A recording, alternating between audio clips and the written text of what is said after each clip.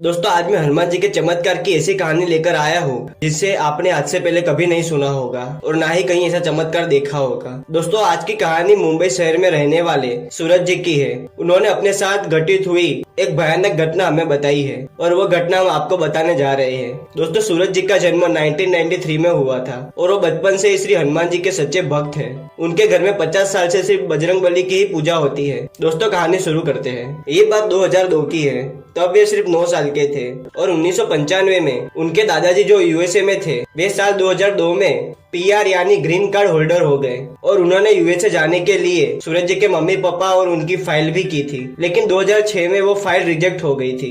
तब तक वे लोग यही मानते थे कि यूएसए जाने वाली फाइल उनकी प्रोसेस में है, पर मुंबई एम्बेसी से लेटर आया तब पता चला कि फाइल कैंसिल हो गई है। उसका रीजन ये था कि ग्रीन कार्ड होल्डर पे उनकी फैमिली फाइल नहीं कर सकती थी, उसके लिए सिटीजनशिप होनी चाहिए। इसके साथ ही 2002 से 2006 तक के उनके 5 साल बर्बाद हो गए। फिर सूरज जी के दादाजी 2006 में यूएसए सिटीजन हो गए। फिर उन्होंने एक बार फिर फाइल की यूएसए जाने के लिए और उस वक्त फाइल ओपन होने का टाइमिंग 10 साल का था, लेकिन उनकी फाइल 12 साल के बाद जून 2018 में ओपन हुई। लेकिन अगस्त 2018 में उनके दादाजी अचानक बीमार हो गए। तब वे यूएसए में ही थे। सूरज जी और उनके मम्मी पापा ने सोचा सब ठीक हो जाएगा, लेकिन 15 दिन तक कुछ नहीं हुआ। फिर उनके दादाजी को उनके रिलेटिव्स इमरजेंसी में यूएसए की सबसे अच्छी अस्पताल में ले गए। वहाँ पे उनकी दादाजी की तबीयत और खराब हो गई। 5 दिन तक उन्हें वेंटिलेटर पे रखा गया और डॉक्टर्स ने कहा कि उनके दादाजी को निमोनिया हो गया है, लेकिन दवाओं से कुछ ज्यादा असर नहीं हो रहा था। फिर वहाँ के एक बड़े डॉक्टर को बुलाया गया तो उन्होंने कहा कि उन्हें निमोनिया नहीं मलेरिया हुआ है। उससे पहले वाले डॉक्टर ने मलेरिया की जगह निमोनिया की दवाई की थी। उसकी वजह से उनके दादाजी के फेफड़ों में पानी भर गया। वो सब शॉक थे कि यूएसए के बड़े अस्पताल में ऐसी गलती कैसे हो सकती है। फिर डॉक्टर ने उनके गले में पाइप डाला और बोला ये पाइप 10 दिन से ज्यादा नहीं रख सकते, वरना फेफड़ों में इन्फेक्शन हो सकता है। गले में पाइप डालने के बाद सूरज जी के दादाजी इतने ज्यादा बीमार हो गए कि डॉक्टर्स ने जवाब दे दिया कि वो सिर्फ 2-3 दिन ही जी पाएंगे और इस बात पर डॉक्टर्स का निर्णय पक्का था। उस वक्त सूरज जी, उनके पापा और उनकी मम्मी और उनकी दादी मुंबई के घर में थे। इतने साल बाद उनकी फाइल प्रोसेस में थी और यूएसए में अचानक उनके दादाजी बीमार हो गए थे। उनके घर में सब लोग डर गए थे कि अचानक ऐसा सब कुछ कैसे हो गया। एक तरफ दादाजी यूएसए की हॉस्पिटल में थे और वह सब इंडिया में, और इतने सालों बाद फाइल ओपन हुई थी। अगर उनके दादाजी को कुछ हो जाता तो वो सब सहन नहीं कर पाते और उनकी फाइल भी कैंसिल हो जाती। तभी अचानक यूएसए के डॉक्टर का कॉल आया। उन्होंने कहा कि सूरज के दादाजी की हालत खराब हो गई है और वो सिर्फ 3 घंटे ही जिंदा रहेंगे, क्योंकि वो कोमा में चले गए थे। तब रात के 2 बजे थे और तभी सूरज जी के मम्मी ने हनुमान चालीसा पढ़ना शुरू किया और सूरज जी ने रात के 2 बजे उनके घर के मंदिर में बजरंगबली की प्रतिमा के सामने दिया जलाया और प्रार्थना की। फिर वो उनके घर के पास वाले श्री पंचमुखी हनुमान जी के मंदिर में गए। दोस्तों वो मंदिर करीब 500 साल पुराना है और बहुत ही प्रसिद्ध है। वहाँ जाकर वे मंदिर के बाहर सुबह के 4:30 बजे तक बैठे रहे और बजरंगबली से प्रार्थना करते रहे। उन्होंने कहा, हे प्रभु, मैंने सदैव केवल आपकी ही पूजा की है। अब आपको मेरे दादाजी की रक्षा करनी है और आपको मेरी और मेरे परिवार की लाज रखनी है।